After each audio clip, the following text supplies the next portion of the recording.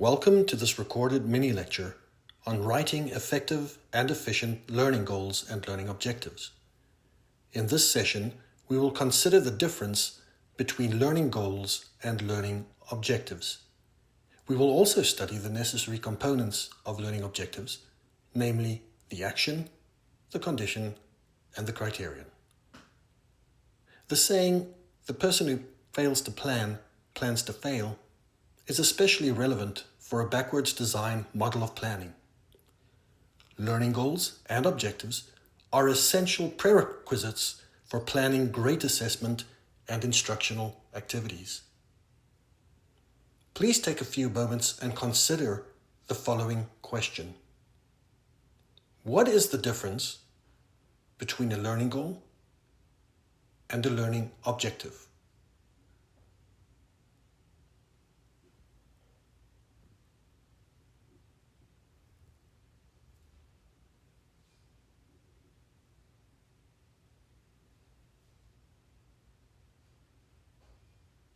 Let's consider the difference between learning goals and learning objectives. Learning goals are general statements regarding desired learning outcomes. Learning goals are usually written after consulting state or other standards, such as the TEKS. Learning objectives, on the other hand, are specific, measurable statements of competencies used to assess whether the broad learning goals have been achieved. Let's look at some examples to demonstrate this difference. Observe how broadly the following learning goal has been written. Students will analyze the different roles of important activists during the civil rights movement. Is this learning goal measurable? No. It doesn't need to be measurable since it is a general statement regarding desired learning outcomes. However, importantly, this learning goal has been informed by the following state standard in order to ensure that important subject-specific content is covered. Here in particular, they use the TEKS 113.41 United States History Studies since 1877. And you will see there that students are both required to understand the impact of the American Civil Rights Movement, as well as identify the roles of significant leaders who supported various rights movements during this time. In other words, rather than copy and paste the relevant state standard ad verbatim, the learning goal provides a succinct, tight description of the desired learning outcome. Now consider the following learning objective.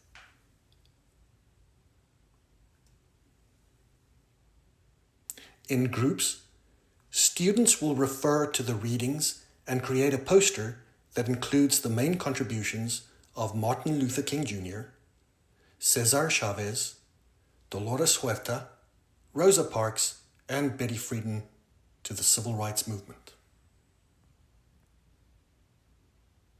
While it is not a lengthy description of an instructional activity, this learning objective is characteristically more detailed than the previous learning goal, since it provides a specific, measurable statement of competencies used to assess whether the broad learning goal has been achieved. Furthermore, learning objectives provide focus for instruction, they provide guidelines for learning, they convey instructional intent to others, they provide formative and summative assessment targets, and they provide for evaluation of instruction. Of course, there are a number of ways to write effective, efficient learning objectives. Yet for our purposes, we will consider one method, the behavioral objective. Think of this method as represented by the three letters A, C, C. Now, what does A, C, C represent? Each learning objective needs to contain an action, the first A, a criterion, the first C, and a condition, the second C, in order to be sufficiently measurable.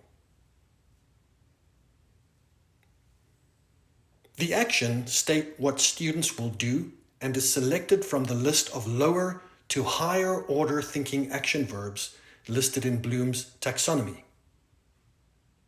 A PDF and a web link of Bloom's taxonomy has also been included in your course packet.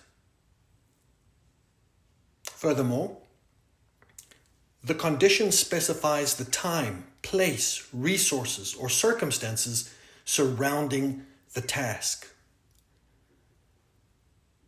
The second C, the criterion, specifies a measurable number that students will be expected to master or produce. Let's refer back to the previous learning objective to see what this means. In groups, students will refer to the readings and create a poster that includes the main contributions of Martin Luther King Jr., Cesar Chavez, Dolores Huerta, Rosa Parks, and Betty Friedan to the civil rights movement. What are the component parts of this learning objective, and where is the action, the criterion, and the condition? Can you see them? Take another look at this learning objective for a few moments and see if you can identify the action, the criterion, and the condition.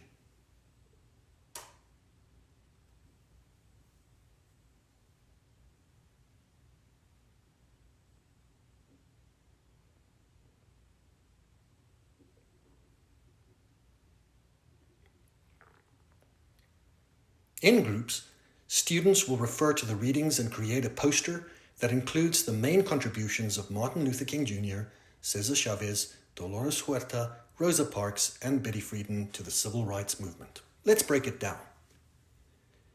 Create a poster. Here is the action that states what students will do, and in context to Bloom's taxonomy, create really demonstrates higher order thinking. In groups, students will refer to the readings. Here is the condition that specifies details surrounding the task. But what about the criterion? Includes the main contributions of Martin Luther King Jr., Cesar Chavez, Dolores Huerta, Rosa Parks, and Betty Friedan to the civil rights movement. Here is the criterion, which specifies a measurable number that students will be expected to master or produce. So let's recap. Learning goals are general statements regarding desired learning outcomes. On the other hand, learning objectives are specific, measurable statements of competencies used to assess whether the broad learning goals have been achieved and require an action, a condition, and criterion. Please apply this information to your upcoming learning goals and objectives assignment by referring to the assignment instructions on your course Blackboard platform, and feel free to contact me, your instructor, via email if you have any questions. Once you have completed writing your 3 separate learning goal and learning objective sets, please share these with your partner via your shared Google Doc so they can be reviewed. Then, once your partner has reviewed these, please upload these to Blackboard for me to review. Remember that you will use the reviewed and polished learning goals and objectives you have written to plan your assessment and instructional activities in future. Thank you for your time and attention. Bye-bye.